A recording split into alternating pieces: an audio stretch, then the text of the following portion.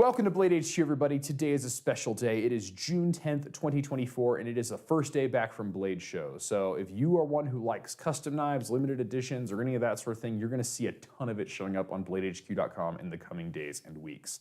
Also, we have a lot of new knives to talk about and a lot of fixed blades, and that's a special thing for me because I love fixed blades. Now, I will tell you, we are deep in the thralls of our Father's Day sale. So if you're still shopping for Dad, I would recommend going to BladeHQ.com and finding him a great knife. I'm getting my dad the Leatherman Arc. Please don't anybody tell him, because it's a great tool. He loves Leatherman. He has not experienced the joy of Magna Cut yet, and I think it's going to be a great thing. Just don't buy all of them before I can get my dad's. Without further ado, let's talk some new knives, starting with the White River Knives Ursus Cub. We saw this one at SHOT Show, and I have been hotly anticipating it. It is such a good knife. The perfect handle size, a nice usable blade, CPM Magna Cut steel, a very nice Kydex sheath, all made in the USA, backed by a great warranty. Includes a nice ferro rod and a belt loop that can be converted for horizontal, vertical, what have you. This is a really good knife. I might go as far to say if I could only have one knife for the rest of my life, it would be the White River Ursus Cub. It's just the right size, the right materials, the right build quality. It's everything I ever wanted out of a knife. Very nice, $200. These ones are going pretty quick. We have them in a few different handle flavors, all in a variety of micarta, so I'd head over there and check those out before they're gone. Next up, from Vosteed, we have the Psyop, P-S-Y-O-P. These are going for $249. These are very special because they are featuring what we're calling the top liner lock. So a long time ago, Spyderco patented the compression lock, and in 2021, that patent expired. It is now public domain, and we have it here. The term compression lock is still trademarked by Spyderco, but the mechanism is here on this Vosteed. And this one sort of runs smock style, I would say, where it has a button that depresses the lock, so you're gonna get the strength of that top liner lock, however, with the easy action of a button lock. Very exciting. Titanium blade, I want to say an M390, excuse me, LMAX. They're very similar steels though. Milled, $249 is a really good price for this material setup anyway, especially when you have this mechanism. This mechanism is not easy to dial in. It's not as simple as a liner lock. And the fact that they managed to figure it out in something for this price and of this quality, it's very impressive. Very well done, Vosteed. Next up, Spyderco. We have our exclusive Endura. This has a CPM M4 blade with a black, I want to say titanium nitride coating. I could be wrong. It's not a DLC, so it might fade a little bit faster than that, but Spyderco does a very good job with their coatings. And then this mint green FRN handle. It looks really good. I've seen people do some like differential dyeing on their mint green, kind of fun. But I do appreciate the Endura. This is one of the knives that has stood the test of time. This thing came out, I want to say late 80s, early 90s, and it's been iterated. This is the Endura 4, but it is largely the same knife that it always was. And that's one thing I love about Spyderco knives, is they make stuff, and when they do it, they put in the time and effort to find something that will actually stand the test of time. And I think the Endura series does that really well. Very excited to see this one with the black M4, because I love M4, but I hate rusty knives. So this one might be on my shopping list. Next up, we have the QSP Canary, and this is the full-size fixed blade. The original Canary was a little neck knife, very cute, 3-finger grips, and then there was like a regular-sized button lock folder with this pattern, and now we have this big old fixed blade. We got a micarta handle, and this blade steel that has a bit of an alphabet soup name. It comes out of those Chinese foundries, kind of like 8CR13MOV, but this one is CR8MO2VSI. I Googled that and I looked into it. Z Knives, by the way, is where I get a lot of my information on steel. Check him out, really good content. This is a equivalent to Sleipner blade steel. So think D2 with a little bit more stainlessness, quite a bit more toughness, and equivalent edge retention. You see steels like this on a lot of the Lion steel big ones. So like the M5 has this steel, and that one's like a $200 knife. This one's $62 with a very nice taco-style Kydex sheath with a very audible snap. And I was talking to David from QSP over at Blade Show, and he was like, this clip is special. It looks like it's mounted, and it is, but if you really torque on it, you can get it to move. So if you want to go horizontal or you want to go upside down, however you want to carry it, you can pretty much toolless put it that way. This comes in a few different flavors in terms of blade finish as well as handle material, but QSP made a great fixed blade. So this is another great Father's Day pick. If you are wanting to spend less than $100 and get him a knife that will serve him well in the garden or on the camp out or whatever he's doing, I would recommend this guy right here. This is very well done from QSP. Next up, we've got a very special fixed blade. This is the Duo Desk Knife from Ocaso. It doesn't have a sheath, but it has this little stand, kind of a classy way to hold a knife on your desk. And what I think is interesting is it's a very thick knife, but it also isn't a knife, it's two knives. You pop these magnets apart, you have two knives, both chisel ground, so maybe you can have one for opening letters, one for slicing up your lunch or whatever. And then this one has a circle protruding from the back here that hooks onto the other one. You just put them together, they snap, then you just twist, pull them apart. Very interesting knives. And I think that that's sort of what a desk knife wants to be. It's something that's classy, clever, that will sit on your desk and give you a smile every time you look at it, maybe weigh down a paper or whatever, but you can also pull it up and do some real cutting with it, which is fun. Ocaso does a lot of interesting knives, and I like it. Sometimes people see a knife that's very popular, like the Benchmade Bug Out, for example, and it gets emulated, copied, redone, riffed upon. They take that idea of like a simple 3-inch drop point with a very clean design, and they try and make something similar. Everybody does.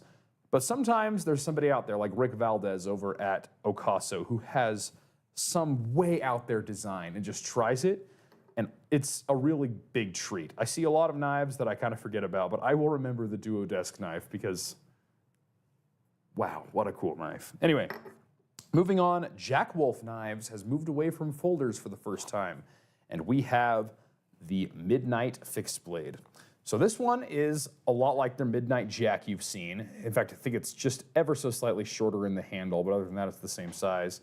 S90V blade, a nice hollow grind. This one's got the Sunburst titanium with the blue anodized screws. It's a fun little fixed blade. I was talking to Ben Belkin at Blade Show about this, and he talked about how much effort he poured not only into the knife, but into the sheath. It's a nice, thick, full-grain leather sheath, passes the sniff test, and it will hold the knife in either direction, and the clip, this clip might have the most tension I've ever felt on a clip. And he said he was telling the people who were making it, tighter, tighter, tighter. I don't want people to have to push against the sheath when they're pulling it out. Just pull on the knife. And I'll tell you, that is my speed. That's why I like Ulti clips. That's why I like those discreet carry ones. But this one, it bites your pants. Like I would say if this was in my pocket, I might have to take my pants off just to get the sheath out. It's that tight because, you know, I only have one hand and doing this is weird. So, very well done on the sheath from them. And this one, you kind of have to put the blade in at an angle to start to catch it where it needs to land. And it's a little tight at the beginning, but with a leather sheath, if it is perfect now when you buy it, it will be too loose after a few months of carry. But if it is a little tight now, it'll be perfect forever. So I'm very impressed with what Jack Wolf has done with the Midnight Fixed Blade. And the good news is, he says, if this one sells well, they will continue to make those fixed blades in the other designs as well. So if you've had your eye on a Jack Wolf, but you're not necessarily the biggest fan of the Midnight, just hope that somebody is, because if it's popular, there will be more Jack Wolf fixed blades to come. And I certainly hope that there are. Next up from Buck, we have the Alpha Scout Elite series that has come. Well, the Alpha Elite series in general. These are, so there's the Alpha Select, which have the 420HC blades and the injection molded handles. And then there's the Pros, I believe. The Pros have the S35VN blades and the walnut, or the stabilized wood handles. And then there's the Elite series, which has Magna Cut and Black G10 and these beautiful, super nice Kydex sheaths. This knife is good. I would almost use this as an EDC knife instead of a hunting knife. It's just a nice small size, but you get a good 4-finger grip on it, choke up, Magna Cut blade, maybe throw an Ulti clip here, throw that in the pocket. What a great knife from Buck. 209 on this one, and I have been eyeing this. It's just a usable design. Comfortable, usable, well-made, USA made, backed by a really good warranty, Boss heat treated Magna Cut. Seriously, Buck is killing it lately. Next up, we have the American Service Knife and Tool, or ASK. This, I believe, is a subsidiary of Medford Knives, and they are sort of like choose-your-own-adventure Swiss Army knives. This one definitely feels to be on the tactical side. We have a Tanto blade, and then this is a bottle opener, and these holes can function as a rangefinder. I will tell you, I do not have a lot of experience when it comes to long-range precision, so I don't know how this tool works as a rangefinder, but apparently it does, which is cool. And this looks like maybe a choke wrench or something else designed for a firearm, but I'm not quite certain. But I can assure you that everybody involved who made it is certain. And if you are into guns and shooting and that sort of thing, I'd look at these if you're looking for a classic tool that's really well made, powder steels, that has tools designed for your applications. These are a lot of fun. And also, you can take these apart and order different tools from ASK directly, and you can stack it up and make it however you want it. Different scales, different blade styles. It's really fun. I want to get one of these one day. They are a little spendy. This one goes for $240, but if you really love the Swiss Army knife format, I think this is the highest manifestation of it I have seen. Very well done, USA made. It's a good tool.